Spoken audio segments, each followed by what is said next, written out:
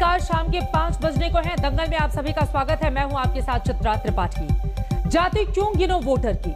जब एक बार फिर जाति जनगणना की मांग जोर पकड़ रही है तो आज दंगल में इसी सवाल को पूछेंगे। जाति जनगणना की मांग पर नीतीश कुमार के बिहार से लेकर उत्तर प्रदेश तक में राजनीति कैसे गर्मा रही है यह आपको बताएंगे।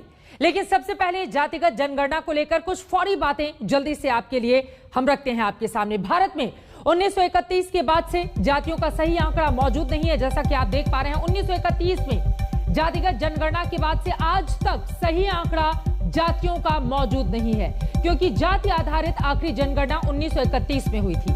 1990 में जब ओबीसी आरक्षण देने वाले फैसले के तहत बीपी मंडल कमीशन की सिफारिश लागू कर 27% आरक्षण पिछड़ी जातियों को दिया गया, तो उसका आधार भी 1931 की जनगणना के आंकड़े ही थे। आजाद भारत में कभी भी 10 साल पर होने वाली जनगणना में जातियों की गिनती नहीं हुई, जातियों को नहीं गिना गया, सिर्फ एससी एसटी के कुल आंकड़े बताए गए। 2011 में सामाजिक आर्थिक आधार पर हुए एक सर्वेक्षण में जातियां गिनी गई, लेकिन उनका आंकड़ा कभी भी प्रकाशित नहीं हुआ। अच्छा खासा पैसा इसके लिए खर्च किया गया था, लेकिन उसका पूरा आंकड़ा कभी प्रकाशित नहीं किया गया। इस एसईसीसी डेटा में काफी गड़बड़ियां पाई गई थी। अब अगर जातियों के आधार पर जनगणना हो तो जातियों के नए आंकड़े आरक्षण का आधार बदल सकते हैं, क्योंकि 1931 की जनगणना का आधार बहुत पुराना हो चुका है। यह भी सामने आ चुका है कि ओबीसी आरक्षण का फायदा कुछ ही जातियों ने विशेष तौर पर उठाया है। जाहिर तौर पर यह राजनीति का खेल बना और बिगाड़ सकता है। इसी मुद्दे को लेकर आज दंगल में हम चर्चा करने वाले हैं, लेकिन उसके पहले यह रिपोर्ट देखिए।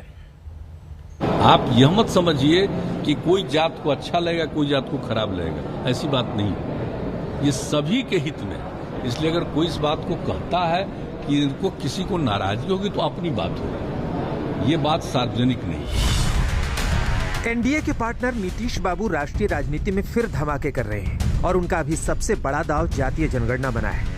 जातीय जनगणना पर संसद में केंद्र के इनकार के बावजूद सोमवार को नीतीश की पार्टी के सांसदों ने जातीय जनगणना की मांग पर केंद्रीय गृह मंत्री अमित शाह से मुलाकात की है। ये बिल्कुल गलत बात है। कोई तनाव नहीं है, समाज में खुशी होगी। और ये अच्छी तरह जान लीजिए कि सभी तबके के लोगों का जो जातीय जनगणना हो जाएगी तो सबका सेटिस्फैक्शन होगा, ये जान लीजिए।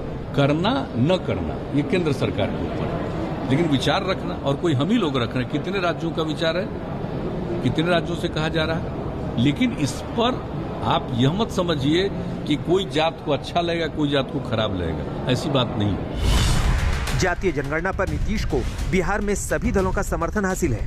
30 जुलाई को इस सिलसिले में नीतीश की आरजेडी नेता तेजस्वी यादव से भी मुलाकात हुई थी।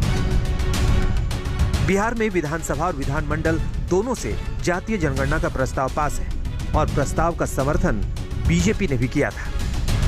इसमें ना एनडीए की बंटने की बात है, ना चाचा भतीजा की एक होने की बात है। बिहार विधानसभा में एक प्रस्ताव काफ़ी पहले यह पारित हुआ था, उस आलोक में ये सारी बातें आ रही हैं और यह जनगणना भारत सरकार को करना है, भारत सरकार को निर्णय लेना है, तो भारत सरकार उचित अवसर पर उचित निर्णय लेगी। भारत में जातीय जनगणना 1931 से नहीं हुई। 2011 में सामाजिक आर्थिक जनगणना में जातियां गिनी जरूर गईं, लेकिन उनके आंकड़े प्रकाशित नहीं हुए। केंद्र अभी जातीय जनगणना के पक्ष में नहीं है, लेकिन ये ऐसा मुद्दा है जिसका समर्थन कभी बीजेपी ने भी किया था और अब बिहार के अलावा यूपी जैसे राज्यों में भी इसकी मांग जोर पकड़ चुकी है। एसपी, बीएसपी और कांग्रेस के अलावा एसबी, एसपी जैसे छोटे दल भी इसका समर्थन कर रहे हैं।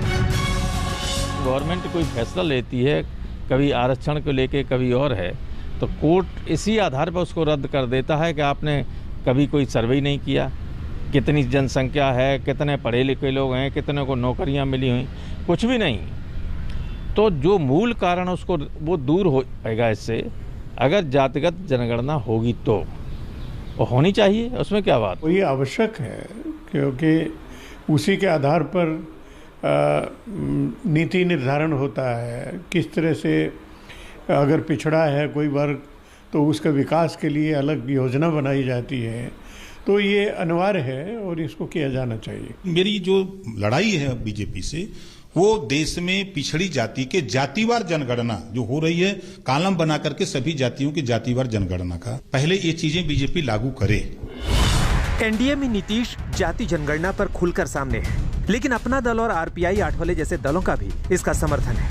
यही नहीं, पंकजा मुंडे और अजय निषाद जैसे बीजेपी के नेताओं ने इसका समर्थन किया है।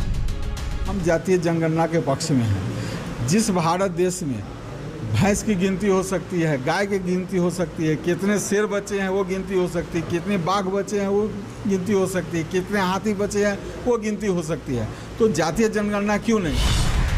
जातियों के सही आंकड़े ना होने के बावजूद राजनीति का जातियों के समीकरण पर जोर रहता है। इसीलिए जहां ये सामाजिक न्याय का सही आधार हो सकती है, वहीं इसकी राजनीति में भी बड़े फायदे की उम्मीदें छिपी है। आज तक ब्यूरो। जाति गिनेंगे या फिर वोट गिनेंगे, ये अपने आप में